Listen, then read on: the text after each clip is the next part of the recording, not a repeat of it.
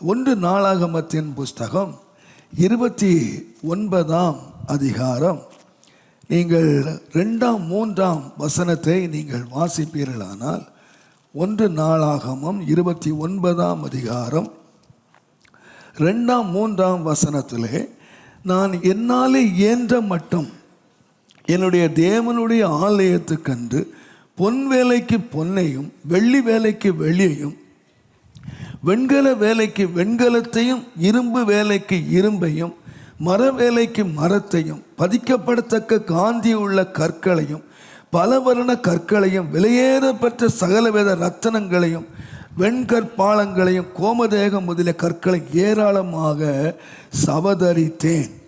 இன்னும் என் தேவனுடைய ஆலயத்தின் மேல் நான் வைத்திருக்கிற வாஞ்சையினால் பரிசுத்த ஆலயத்துக்காக நான் சவதரித்த அனைத்தையும் தவிர எனக்கு சொந்தமான பொன்னையும் வெள்ளியையும் என் தேவனுடைய ஆலயத்துக்கென்று நான் கொடுக்கிறேன். 2 காரியம் செய்கிறான். தேவன் மேல் உள்ள வாஞ்சையினாலே அவன் சவதரிக்கிறான், தேவன் மேல் உள்ள வாஞ்சையினாலே அவன் கொடுக்கிறான். தேவனுடைய நாமத்துக்கு மகிமை உண்டாவதா. அவன் என் மேல் வாஞ்சியாய் இருக்கிறபடியினால் என்று ஆண்டவர் சொன்னது எந்த வாஞ்சை என்று சொன்னால், நான் இயேசுவின் நாமத்திலே தாழ்மையாய் சொல்லுவேன், இரவிலே என் இருதயம் வாஞ்சிக்கிறது, காலமே நான் உம்மை தேடுகிறேன். அவன் தேடுகிறவன் மாத்திரம் அல்ல, அவன் உட்காருகிறான். அவன் உட்காருகிறது மாத்திரம் அல்ல, வாஞ்சித்து கதறுகிறான். தேவ சமூகத்தை வாஞ்சித்து கதறுகிறான். அவனுக்கு வாழ்க்கையே தேவ சமூகம்தான். கதறுகிறவன் மாத்திரம் அல்ல, அவன் சேர்க்கிறான், அவன் கொடுக்கிறான். இதெல்லாம் ஒரு மனிதனுடைய தேவன் மேல் வைத்திருக்கிற வாஞ்சையினுடைய அடையாளங்கள். தேவனை வாஞ்சிக்கிறேன். ஆண்டவர் எதையெல்லாம் பார்க்கிறார்னா, தேவன் நம்முடைய இருதயத்தை மாத்திரம் அல்ல, அந்த வாஞ்சை. அதனால்தான் சொன்னா, ஆண்டவரே என் வாஞ்சையை வளர்ந்தோங்க செய்ய மாட்டீரா, என் வாஞ்சை இன்னும் வளரட்டும் ஆண்டவரே, இன்னும் பெருகட்டும், நான் இன்னும் அதிகமாய் தேடட்டும், நான் இன்னும் அதிகமாய் கதறட்டும் ஆண்டவரே, இன்னும் அதிகமாய் தேவ சமூகத்திலே உட்காரட்டும், உம்முடைய வார்த்தைகளை நான் கேட்கட்டும், அந்த செவி எனக்கு திறந்தரலும், அந்த புத்தியை தெளிய பண்ணும், தேவ சமூகத்தில் உட்கார்ந்து கேட்கிற காரியத்தை எனக்கு தாரும் ஆண்டவரை. இன்னும் நான் மனப்பூர்வமாய் கொடுக்கிறவனாய் என்னுடைய வாஞ்சை என்னை மாற்றட்டும். இந்த வாஞ்சையை ஆண்டவர் பார்த்து விடுவிப்பேன் என்று சொன்னார். நான் அவனை விடுவிப்பேன். இந்த விடுதலையை குறித்து நான் யோசித்த பொழுது ஒரு காரியத்தை ஆண்டவர் நமக்கு எல்லாருக்கும் ரொம்ப தெரிந்த, அடிக்கடி நாம் கவனித்த ஒரு பாகம்தான் இந்த விடுதலை என்ற காரியத்தை நாம் யோசிக்கிற வேளையில், யாத்திரை ஆகமத்தின் புஸ்தகம் 3ஆம் அதிகாரம் 8ஆம் வசனத்தில், அவர்களை எகிப்தியரின் கைக்கு விடுதலை ஆக்கவும் ஆண்டவர் முதலாவது செய்த காரியம், எகிப்தியரின் கைக்கு நான் விடுதலை ஆக்குவேன். இப்போ எகிப்தில் எப்படி இருக்காங்கன்னு கேட்டிங்கன்னா, அடிமைகளாக இருக்கிறாங்க. கர்த்தர் இந்த ராத்திரி வேளையில் என்னை தியானிக்க பண்ணின போது, இந்த எகிப்து என்று சொல்லுகிறதை நீங்கள் வாசிப்பீர்களானால், இந்த எகிப்து இன்றைக்கு அவங்க யாராக இருக்காங்கன்னு கேட்டிங்கன்னா அடிமைகளாக இருக்கிறாங்க. இந்த அடிமைகள் என்ற வார்த்தையை நீங்கள் வேதத்திலிருந்து வாசிப்பீங்கன்னா, அடிக்கடி இவங்க பாவத்தினால, இவங்க செய்த தேவனுடைய கட்டளையை மீறினதுனால, ஆண்டவருக்கு துரோகம் பண்ணினதுனால, ஆண்டவர் அவர்களை எதிரிகள் கையிலே அடிமைகளாக ஒப்பு கொடுக்கிற பல சம்பவங்களை நீங்கள் வாசிக்கலாம். அடிக்கடி அசிரியர் கையிலே, அடிக்கடி பாபிலோனியர் கையிலே, பெலிஸ்தியருடைய கையிலே இவைகளை அடிமைகளாக ஆண்டவர் ஒப்பு கொடுத்தார். ஆனால் இந்த எகிப்தின் அடிமைத்தனம் இருக்கு பாருங்க, இது அந்த மாதிரி இவங்க பாவம் செய்ததுனாலையோ, இவங்க அக்கிரமம் செய்ததுனாலையோ, இவங்க தேவனுடைய கற்பனையை மீறதுனாலையோ இவங்க அடிமைகள் ஆகலை. இவங்களுடைய ஆரம்பத்தை நீங்கள் வாசித்து பார்த்தீங்கன்னா ரொம்ப ஒரு வித்தியாசமாக இருக்கிறது. இவங்க எகிப்துக்குள்ளே போகும்போது ஆதியாகமம் 46ஆம் அதிகாரம் 2வது 3வது வசனத்தை நீங்கள் வாசிப்பீர்களானால், அன்று இரவிலே தேவன் இஸ்ரவேலுக்கு தரிசனமாகி யாக்கோபே யாக்கோபே என்று கூப்பிட்டார். அவன் இதோ அடியேன் என்றான். அப்பொழுது அவர், நான் தேவன், நான் உன் தகப்பனுடைய தேவன், நீ எகிப்து தேசத்துக்கு போக பயப்பட வேண்டாம், அங்கே உன்னை பெரிய ஜாதி ஆக்குவேன். ஆண்டவரே சொல்ற, நீ பயப்படாதப்பா, நீ எகிப்துக்கு போ, நான் உன்னோடு வருவேன், நான் அங்கே பெரிய ஜாதி ஆக்குவேன், நான் உன்னை ஆசீர்வதிப்பேன் என்றெல்லாம் ஆண்டவர் வாக்கு தத்தம் பண்ணி தான் இந்த எகிப்துக்கு அவர் வந்தார்.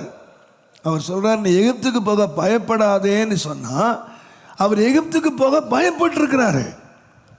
அவர் கானானுக்குள்ளே அவர் வாழ்ந்த அவர் சுதந்திரமாக தேவன் கொடுத்த அந்த கானானில் வாழ்ந்த அவரை ஆண்டவரே தான் சொல்லியிருக்காரு, நீ எகிப்துக்கு போ, நான் உன்னோடு வருவேன், நான் உன்னை பெரிய ஜாதி ஆக்குவேன் என்றெல்லாம் சொன்னார். அங்கே உள்ளே போன பிறகும் நீங்கள் யோசித்து பார்த்தீங்கன்னா, ஆதியாகமத்தின் புஸ்தகம் 47ஆம் அதிகாரம் 6ஆம் வசனத்திலே, எகிப்து தேசம் உனக்கு முன்பாக இருக்கிறது, தேசத்தில் உள்ள நல்ல இடத்திலே உன் தகப்பனையும் உன் சகோதரரை குடியேறும்படி செய், அவர்கள் கோசேன் நாட்டிலே குடியிருக்கலாம், அவர்களுக்குள்ளே திறமை உள்ள உண்டென்று உனக்கு தெரிந்திருந்தால் அவர்களை என் ஆடு மாடுகளை விசாரிக்கிறதுக்கு தலைவராக நீ வைக்கலாம் என்று சொன்னார். நல்ல இடம், நல்ல பதவி, நல்ல உயர்வு, நல்ல உபசரிப்பு, ராஜாவே அவங்கள கூப்பிட்டு என்ன பெர்ஃபெக்டாக வேலை நடக்கு பாருங்க. நல்ல இடத்த ஆண்டவர் கொடுக்குறாரு, நல்ல உயர்வுகளை கொடுக்கிறாரு. பார்வோன் ராஜாவையே ஆசீர்வதிக்கிற அளவுக்கு யாக்கோபு பார்வோனை ஆசீர்வதித்தான். வேதம் சொல்லுகிறது, பெரியவன் சின்னவனை ஆசீர்வதிப்பான். அப்போ யாக்கோபு எப்படி மேலே போயிட்டார்னா, பார்வோனுக்கு மேலே போய் பார்வோனை ஆசீர்வதிக்கிறதுக்கு இதுதான் ஸ்டார்டிங், இதுதான் ஆரம்பம். நீங்கள் யாத்திராகமம் 1ஆம் அதிகாரம் 7ஆம் வசனத்தை வாசித்தீங்கன்னா, மிகுதியும் பலுகி ஏராளமாய் பெருகி நிறைச்சாங்கன்னு எழுதியிருக்கு. அவங்க வாழ்க்கை ஆரம்ப காலகட்டம், அவங்க அடிமைகளாக போகலை, பாவம் செய்து போகலை, அவங்க அக்கிரமத்தினால அடிமைகளாகலை, ஆண்டவரே நடத்தினார். நான் கூட இருப்பேன்னு சொன்னார், நான் வருவேன்னு சொன்னார், நான் பலுக பண்ணுவேன்னு சொன்னார். கர்த்தரு கீழ்ப்படிஞ்சுதான் இந்த வாழ்க்கை ஆரம்பமாச்சு. ஆனால் ஆரம்பத்திலே சந்தோஷமாய் இருந்த வாழ்க்கை, ஆரம்பத்திலே மதிப்பாய் இருந்த வாழ்க்கை, ஆரம்பத்திலே உயர்வை சந்தித்த வாழ்க்கை இப்போ என்ன மாறிச்சுன்னு கேட்டிங்கன்னா, அடிமைத்தனமாக மாறி இப்பொழுது அந்த விடுதலைக்காக கதறுகிற ஒரு நிலைமைக்கு வந்துட்டாங்க. அநேக வேளைகளிலே கர்த்தருடைய பிள்ளைகளுடைய வாழ்க்கையில் நீங்கள் பார்க்கலாம், நன்றாக செழித்திருந்தவர்கள், ஆரம்ப ரொம்ப அற்புதமாக இருந்தவர்கள், குடும்ப வாழ்க்கை எடுத்து பாருங்கள். அநேக ஆரம்பத்திலேயே பிரச்சனை இல்லை, ஆரம்பம் ரொம்ப அருமையாக இருந்துச்சு, ஆரம்பம் ரொம்ப மகிமையாக இருந்தது, ஆரம்பம் ரொம்ப சந்தோஷமாக இருந்துச்சு, ஆரம்பம் ரொம்ப பெருக்கமாக இருந்துச்சு. ஆனால் ஏனோ தெரியல, திடீரென்று சூறாவளி வீச ஆரம்பிக்கிறது. வேதத்தில் ஒரு நல்ல சம்பவம் இருக்கிறது. அப்போஸ்தலர் நடபடிகளின் புஸ்தகம் 27ஆம் அதிகாரம் 13ஆம் வசனத்தை நீங்கள் வாசித்தீங்கன்னா, தென்றல் மெதுவாய் அடித்தபடியால் தாங்கள் கோரினது கைகூடி வந்தது என்று எண்ணி அவ்விடம் விட்டு பெயர்ந்து கிரோத்தா தீவுக்கு அருகாக ஓடினார்கள். ஏன் ஓடினாங்க? தென்றல் மெதுவாய் அடித்ததினாலே தாங்கள் காரியம் கைகூடி வந்தது என்று நினைத்து ஓடினார். தென்றல் ஆரம்பம் புயலா அடிச்சிருந்துன்னா புறப்பட்டிருக்கவே மாட்டாங்க. வாழ்க்கையினுடைய ஆரம்பம் ரொம்ப தென்றலா ஆரம்பிச்சது, ரொம்ப மகிழ்ச்சியா ஆரம்பிச்சது. ஆனா இப்ப என்ன ஆச்சுன்னா புயலா மாறிடுச்சு. அநேக தேவனுடைய பிள்ளைகள் வாழ்க்கையிலே கதறுகிறத நீங்கள் பார்த்தீங்கன்னு கேட்டீங்கன்னா, பாஸ்டர் நல்லா தான் பாஸ்டர் இருந்தாரு, நல்லா தான் பாஸ்டர் தொழில் நடந்துச்சு, நல்லா தான் கைகூடி வந்துச்சு, கர்த்தர் கூடவே தான் இருந்தாரு, இப்பவும் அங்கே தான் இருக்காரு. ஆனா இப்போ பேர் என்ன மாறுச்சுன்னு கேட்டீங்கன்னா, முன்ன அதிகாரிகளாக இருந்தாங்க, முன்ன செழுமையா இருந்தாங்க. ஆனா இப்ப யாரா மாறிட்டாங்கன்னா எகிப்தினுடைய அடிமைத்தனத்திலிருந்துன்னு சொல்லி இப்ப அடிமைகள் என்ற பெயருக்கு வந்துட்டாங்க. ஆண்டவர் சொன்னார், உன்னை எகிப்திலிருந்து நான் உன்னை விடுதலையாக்குவேன், உன்னை விடுதலையாக்குவேன். இன்றைக்கு ஆண்டவர் ஸ்பெசிஃபிக்காக என்னோடு கூட, என்னோடு ஆரம்பித்தவர்கள், நான் அங்கே தான் இருக்கிறேன். வாழ்க்கை ரொம்ப தென்றலா ஆரம்பிச்சது, வாழ்க்கை ரொம்ப இன்பமா ஆரம்பிச்சது, வாழ்க்கை ரொம்ப சந்தோஷமாய் ஆரம்பிச்சது, வாழ்க்கை ரொம்ப பெருக்கமா ஆரம்பிச்சது. ஆனா எப்படி மார்ச்சுனே தெரியல சூழ்நிலை, எப்படி இந்த படகு கவிழ்ந்துச்சுன்னே தெரியல, இந்த சூறாவளி எங்கிருந்து வந்ததுன்னு தெரியல, இனி தப்பிக்கவே முடியாது என்ற சூழ்நிலை வந்துவிட்டது. ஒரு பரிசுத்தவானுடைய வாழ்க்கை. நீங்கள் பவுலுடைய வாழ்க்கையில் இன்னொன்று கூட வாசிக்கலாம். 28ஆம் அதிகாரம் அப்போஸ்தலர் புஸ்தகத்தில் 2ஆம் வசனத்தில், அந்நியராகிய அந்த தீவார் எங்களுக்கு பாராட்டின அன்பு கொஞ்சமல்ல. அங்க உள்ள போகும்போது ஆரம்பம் எப்படி இருந்துச்சுன்னு கேட்டீங்கன்னா, அந்த அன்பில் அப்படியே குளிச்சிட்டோம்.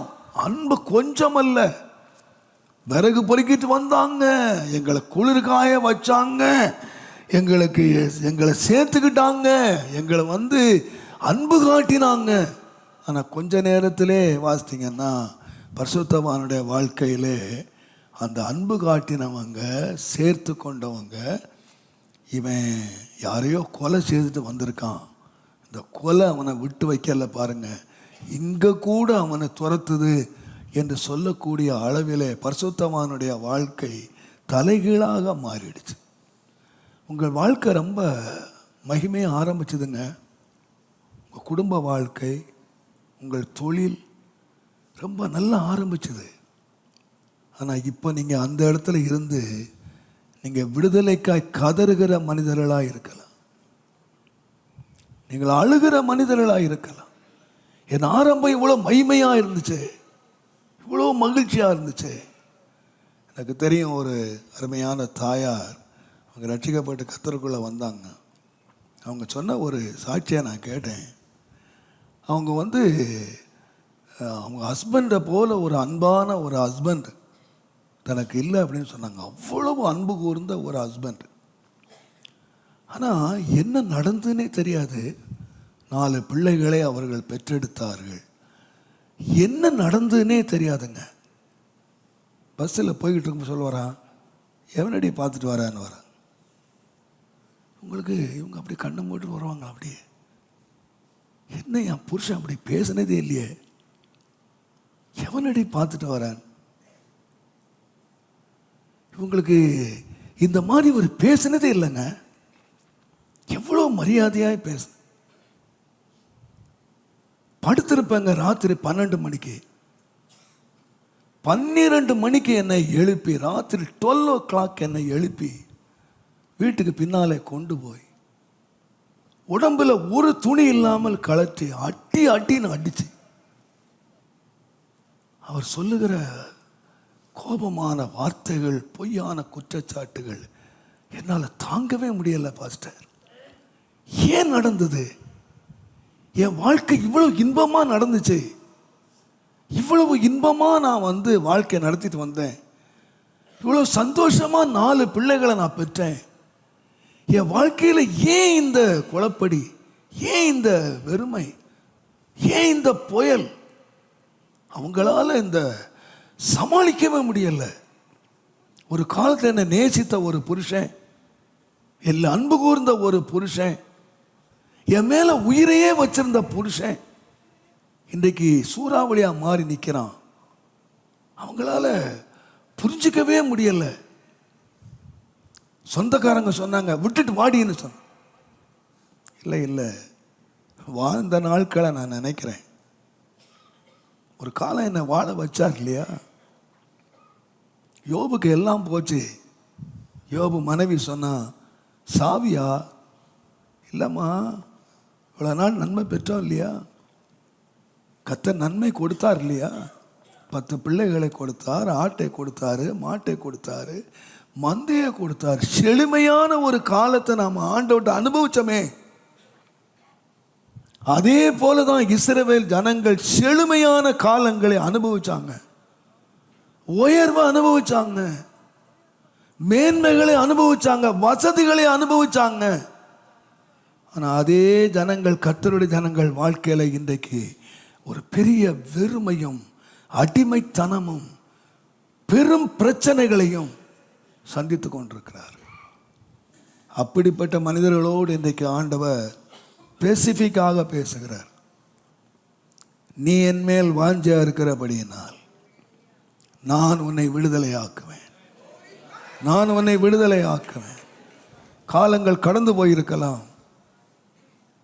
உன் எல்லா பிரச்சனை நடுவில் நீ என் மேல் வாஞ்சியாய் இருக்கிறாய், என்னை தேடுகிறாய், என்னை கூப்பிடுகிறாய், என்னை அழைக்கிறாய். உன் செழுமையிலே மாத்திரம் அல்ல, என்னை தேடுகிறாய். கர்த்தருடைய வார்த்தை நேரடியாக நான் சொல்லுகிறேன். ஒரு காலத்தில் நீ எங்கேயோ இருந்தாய், சம்பூர்ணமாக இருந்தாய்.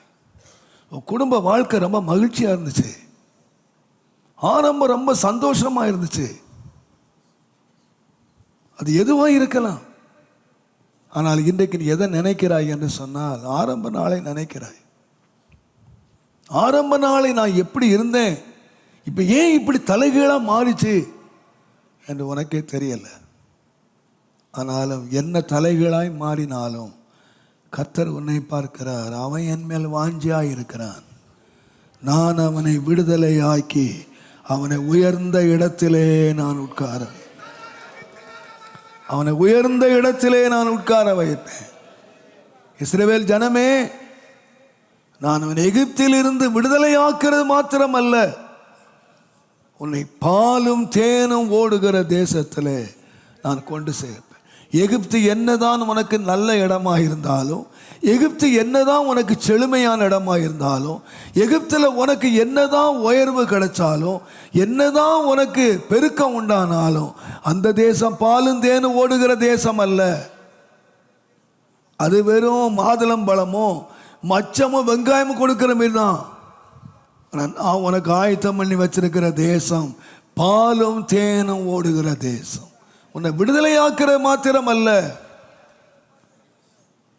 உன்னுடைய வாஞ்சே நான் பார்த்து உன்னை பாலும் தேனும் ஒரு தேசத்தை கொண்டு வருவேன். அருமையான கர்த்தருடைய கர்த்தர் நம்மை விடுதலையாக்குறவர். நீங்கள் இன்றைக்கு எந்த சூழ்நிலையில் மிக துக்கத்தோடு உட்கார்ந்துருக்கலாம். கடந்த கால இன்பத்தை நினைத்து, கடந்த காலத்தில் நீங்கள் இருந்த உயர்வை நினைத்து நீங்கள் அழுது கொண்டிருக்கலாம். நான் சொல்லுவேன், தேவனுடைய நாமத்துக்கு மகிமை உண்டாவதாக. தேவன் உன்னை விடுதலை ஆக்கி உன்னை ஒரு தேசத்துக்கு கொண்டு போகிறார். நிச்சயமாய் நீ அனுபவிப்பாய். இந்த பிப்ரவரி மாதத்தில் எங்கேயோ நீ எங்கிருந்தாலும் சரி, நீ இழந்தவைகளை உன்னுடைய வாழ்க்கையிலே நீ எந்த இடத்திலே இருந்தாயோ அங்கே நீ அடிமையாய் மாறி போனாய். ஆனால் அந்த அடிமைத்தனத்திலிருந்து ஆண்டவரை விடுதலையாக்கி தேவன் நியமித்த தேசத்துக்கு உன்னை காண்பிக்கிற ஒரு மாதமாக இருக்க வேண்டும் என்று நான் விசுவாசிக்கிறேன்.